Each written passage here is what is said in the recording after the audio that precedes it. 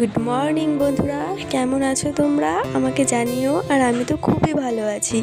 তো দেখো, আজকে যাবো জলপাইগুড়িতে। তো সকাল সকাল বেরিয়ে পড়েছি, খাওয়া দাওয়া করেই বেরিয়ে পড়েছি, কারণ বেশি দেরি করিনি, কারণ এতটা রাস্তা যাব। তো এই দেখো, টোটোতে উঠে পড়েছি। তো এই তো চলে এলাম স্টেশনে। আর আমাকে দেখো ট্রলিটা দিয়ে দিয়েছে, বলছে দেখি তোমার কত শক্তি, তুমি উঠিয়ে নাও। তো তো আমি তো খুবই হাঁপিয়ে গিয়েছি। তো এখন দেখো যাচ্ছি। তো আজকে না খুব স্টেশনটা খুব ফাঁকা ছিল, আমরা দুজনেই গল্প করছিলাম। এই তো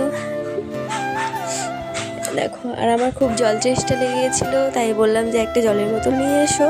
তো আমাকে একটা জলের বোতল এনে দিল। তা আমরা দুজন খুব সুন্দর গল্প করছিলাম, কারণ এখানে আর কেউ নেই, আর কি করব, আর কিছু করারও নেই। ট্রেনের অপেক্ষার, এই ট্রেনটা খুব লেট হয়। দেখো স্টেশনটা কতটা ফাঁকা, শুধু কয়েকজন লোক ছিল, মানে ওখানে মনে হয় 10-15 জন লোক ছিল, এতটা ফাঁকা। আর দেখো, তো আমরা কি করব, আমরা গল্পই করছিলাম।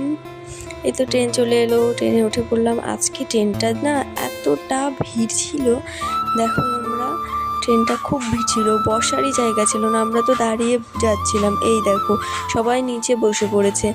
আর সব সময় এমনি টাইমে ট্রেনটা এতটা ফাঁকা থাকে, মানে অনেক সিট ফাঁকা, মানে ফাঁকাই থাকে, কেউ বসার লোক থাকে না। আর আজকে সিটই ফাঁকা নেই। তো আমরা অনেক কষ্টে একটা সিট পেলাম। তো এই তো বসে পড়েছি। এখন আমরা দুজন গল্প করতে করতে চলে যাচ্ছি জলপাইগুড়ি। আর আজকে যাচ্ছি বাবার বাড়িতে। বাবার বাড়ি যাওয়ার আনন্দটা তো তোমরা সবাই জানো কতটা। হঠাৎ করে প্ল্যান হলো, তো চলে যাচ্ছি, সকাল সকাল বেরিয়ে পড়লাম। কালকেও জানতাম না যে আজকে যাব, তাই খুব ভালো লাগছিল মনটা। আর এদিকে দেখো আমার খুব ঘুম পাচ্ছিল, আর আমি যখনই ঘুমাচ্ছি তখনই তোমাদের দাদাভাই আমার সামনে ক্যামেরাটা নিচ্ছে, তাই আমার খুব হাসি পাচ্ছিল। তো যাই হোক, এই যে এগুলো দেখো তো, কি তোমরা চেনো নাকি এই গাছগুলো? আমার তো খুব মানে মজা লাগছিল এগুলো দেখে ট্রেনের থেকে। মানে একটা রেল ব্রিজ ছিল, তো ওই ব্রিজের নিচে দেখি এই গাছগুলো, খুব ভালো লাগছিল। দেখো তো তোমরা, আর যদি চিনে থাকো তাহলে কিন্তু আমাকে কমেন্টে জানাতে হবে। আমি তো জানি। তো এই তো স্টেশন থেকে নেমে গেলাম, তো যাচ্ছি। এখন আমরা টোটোর থেকে যাব, মানে আমরা এটা ময়নাগুড়ি স্টেশনে নেমেছি, কারণ এই স্টেশনটা না জলপাইগুড়ি রোড স্টেশনে থামে না। তো যাই হোক, আমরা টোটোতে উঠে পড়েছি, এখন যাব একদম সোজা বাড়ি।